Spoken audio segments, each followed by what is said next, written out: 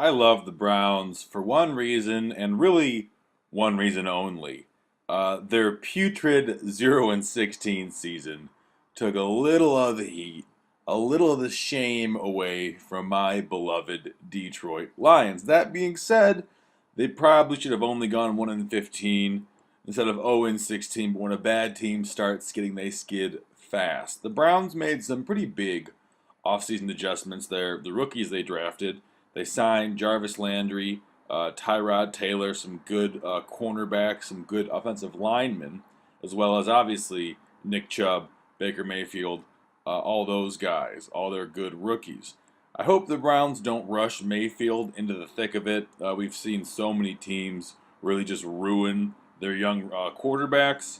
I would love to see them go the route of like the Chargers when they had Doug Flutie and they had Drew Brees, and he didn't really start until the next year. It allowed him to understand the game better, speed up to how it goes, and really just not kind of ruin his career a la Ryan Leaf, Tim Couch, Johnny Manziel.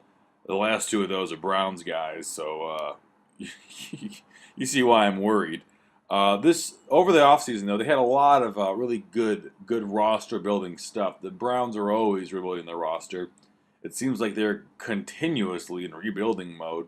But something about it this year seems a little different. They're making big moves. They've got a very young team. I don't think anyone, except for their punter, is over 30, at least of the starters. They have Todd Haley as their offensive coordinator now. So we're going to see hopefully a more explosive offense. They lost Joe Thomas, their tackle, a Pro Bowler. They signed a few guys, though, that makes it seem like they might be going to a more run-oriented offense. And that might make sense, particularly if you're trying to nurse Baker Mayfield into a franchise quarterback position. They've got Darren Fells at tight end now, and that's not a really big pickup. But considering their starters are two smaller guys, a big blocking tight end like him, as well as signing Carlos Hyde in the offseason, might prove that they're trying to also ease Chubb into it and hopefully turn Chubb into more of a pass-catching release option. On offense, I think the team is going to go like this. I think Tyrod Taylor is going to be the starter. From what I've seen, Baker Mayfield is just not ready to start quarterback. Tyrod Taylor is a proven starter. He's not the best player in the world, but he's going to buy you time. He's going to get the ball. He's going to move it around. He's not the most accurate pass in the world, but he's very fast, and he knows how to play football. He's a bigger name, better than Luke McCown, for example. They lost Crowell to the Jets. It was a great pass-catching option, but again, they have Carlos Hyde and Nick Chubb. So I really think I would love to see the Browns go run heavy, or at least more run heavy than they did last year. They were just truly abysmal. They lost their games last year by an average of 11 points every game. It was just not good. They couldn't establish a consistent offense, and everyone who's ever played football, watched football, whatever, they all know that it all starts with a running game. Their fullback is Danny Vitale. I don't even know how to say his last name. That's how kind of meaningless he is. He's on the smaller end, too. I don't really see him opening up very many holes. I don't think he'll be a very big part of the offense. At tight end, they've got David Njoku. I don't know how to say his name either. Playing fantasy football like I do. You see a lot of the guys' names, you read a lot of the stats, but I got to be honest, I've never watched a single Cleveland Browns game live. Last year, he had 32 catches, not great. He's a little undersized to be a blocking tight end. He's more of like the, freak athlete, not a Rob Gronkowski type, but more like an Aaron Hernandez type, minus the murder. At wide receiver, they've got just a wild card bunch here. Jarvis Landry, Corey Coleman, and Josh Gordon are their top three wide receivers. Now, Josh Gordon is on a non-football related leave currently. That is not due to a suspension. That's him saying, okay, I want to make sure that everyone knows I am committed to playing football. Who knows when he will play, though? He's a great player. You've seen him stretch the field. It just matters is, can he Can he put down the marijuana for a few months? That's all they ask. Corey Coleman, I think he underperformed. He could have a really explosive year. He only played 9 games last year, which is, it's hard to judge a guy when they don't play a full season. Again, if Gordon and Landry play, is Coleman going to be a guy who's left open a lot, who's seeing a lot of man coverage, or is Josh Gordon going to be a non-starter and is Jarvis Landry going to underperform? It's kind of hard to take when you have a top 5 or 10 or 3 or whatever running a wide receiver, it's hard to expect them to go to a new team with a new quarterback and imitate those same results. That being said, Jarvis Landry is a phenomenal football player. I don't think he's going to do much in regards to helping Baker Mayfield this year. A lot of people were saying he might be someone who Baker Mayfield can learn the game with. I don't think that's going to happen. That's a bit adventurous and optimistic. But if Landry, Coleman, and Gordon are all playing solid this year, and they can get Chubb to be a safety valve with the expectation of him playing that role for Baker Mayfield over the next 5-10 years, Tyrod Taylor could throw for 4,000 yards. That's not crazy. That's not impossible. The Browns could be a very, very different team. The O-line, they lost Joe Thomas, like I said, but they signed Greg Robinson and Chris Hubbard. Chris Hubbard is a utility O-line guy. He played for the Steelers last year. He can fill in gaps. He can play around the ball. He's a solid player. From what I've seen and what I've watched, I have watched some Steelers games. He's quick. He's not going to get hurt. Robinson, however, a lot of potential there. Robinson, the former 2 overall pick for the Rams, he also played for the Lions, but on both teams, he let a lot of guys go by. Whatever it is, he just doesn't have the mentality to always engage with the guy across the field from him or across the line of scrimmage. They drafted Austin Corbett as well. He played tackle in college. He's a little undersized to be a tackle. He's not really too big or too fast. I mean, he's a great athlete, but just not the same way you see these guys who weigh 360 or these guys who run 4.8s. I think what he'll probably do is slim down a bit, get quicker, and move to guard or center. He could be a guy who starts his whole career, or at least not his first, but he plays his whole career in Cleveland and really helps them solidify the line the way Joe Thomas did before. Obviously, he's not a Joe Thomas.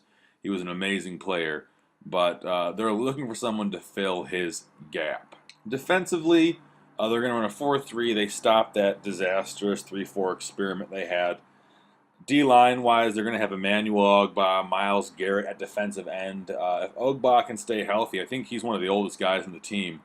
Actually, I know he is. He's like 28, 29. They should have a solid run defense. They had a solid run defense last year. They were 7th overall, something like that. They picked up Chad Thomas at defensive end in the 3rd round too, which should help relieve the play burden from Ogbah and Garrett.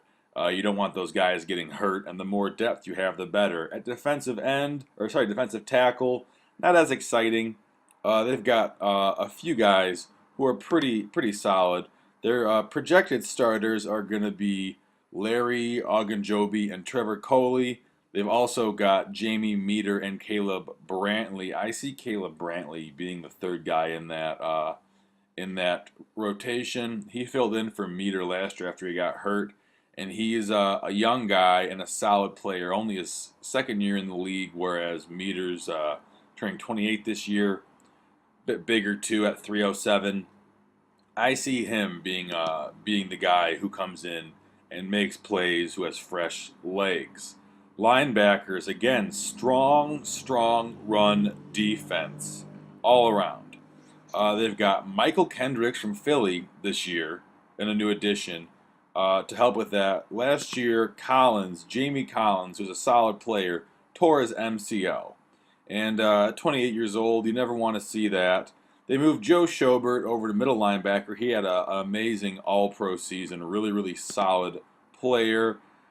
Again, I think if these guys can stay healthy, along with the addition of Jamie Burgess and not additions, but also the guys who kind of filled in, um, like the backup roles, Jamie Burgess and Christian Kirksey, two young guys who should be able to fill in and add more depth. And if the Browns want to have a good year, if they want to, not go 0-16 and go more into the 5, 6, 7, maybe even 8-win territory, those guys have to ensure that no one runs the ball. Defensive back wise, they have got some big names and some depth. They could go 4-2-5 on defense and really have a strong nickelback game. Hopefully, you could go up and even play and potentially make this a really, really dangerous team with their blitzes and their run schemes. They got Jabril Peppers, Denzel Ward, Demarius Randall, Terrence Mitchell,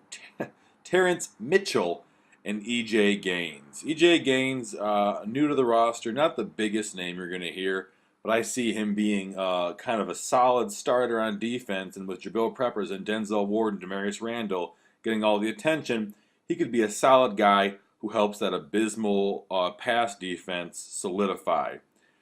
That being said, they have got kind of a tough schedule pass-wise. They play Pittsburgh twice, Atlanta, Oakland, the Chargers, and the Chiefs, and those are all top 10 passing teams. When we go to their schedule, I have them going 5-11. That's pretty much right where most guys have them.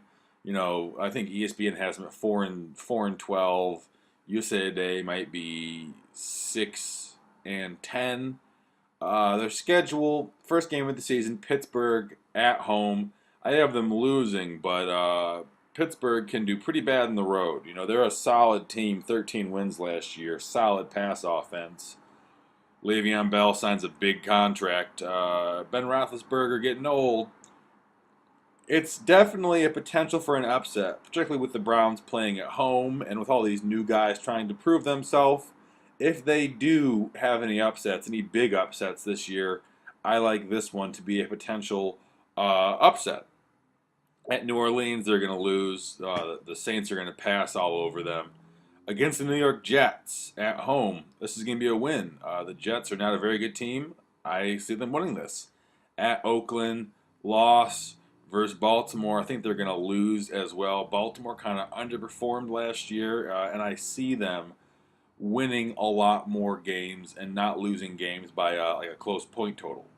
Los Angeles Chargers. Now, here's one that I think they might win. Now, this really is dependent upon how good the pass defense is.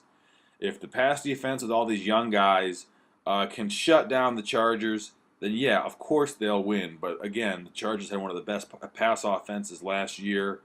Let's see, they threw for, they were throwing the ball a whole bunch, 583 times. A lot of teams could shut them down. It was, when I say best, I mean one of the most pass-heavy teams, not one of the best pass offenses. They're going to pass all over them. If they can stop them, it's going to be a win. If they can't, definitely a loss. I think they will stop them because Phillip Rivers is declining. They only passed for 275 yards a game last year, I think, despite leading the league in passes. But again, all it takes is 2 or 3 drop coverage, lost coverage for them to just blow out the Browns. Against Tampa Bay, Jameis Winston will be back for this game. Back after, it's a 3-game suspension, he's back, and they're also a pass-heavy team. I have them winning this game because the Bucs, I don't know, man. I don't feel too hot about them this year, particularly with Winston being kind of, missing the first 3 games. I don't know if the team will be behind him. At Pittsburgh, definitely a loss. Versus Kansas City, a loss. Versus Atlanta, a loss. At Cincinnati, they're going to lose, I think. At Houston, I have them winning an upset on the road. Houston is a pretty weak team as well. I think the Browns are doing the right things this offseason. They're going to have a running game. They're not going to be able to run the ball against them. And if the pass defense shows up, this could be a solid win for a team that is growing. Against Carolina at home, I have them as a loss. But again, this is an upset potential. Not a big upset as against Pittsburgh. But late in the year, a physical team like Carolina can get a lot of injuries. If they don't necessarily have the depth that the Browns might have, this could be a loss. Or sorry, a loss for Carolina, a win for the Browns. However, I would not predict this early in the season it would be an upset. Just the potential for that. At Denver, at the Mile High Stadium, I have them winning. I think the Broncos are going to be god awful this year. I don't think Case Keenum is going to do shit. I think that was a dumb signing by them. I think they're going to lose to the Browns. I think they're going to be one of the worst teams in the NFL next year. Who knows? I could be wrong. I just don't have that much faith in Case Keenum leading the Broncos. Versus Cincinnati at home, a loss. At Baltimore, last game of the season, a loss. Again, I have them going 5-11. Let me know in the comments what you think. Am I a total idiot? Am I crazy? Or do I have the right idea? Let me know. I'm doing these predictions for every team in the NFL for the 2018-2019 season. Should be a fun time. And I'll see you guys in the next video.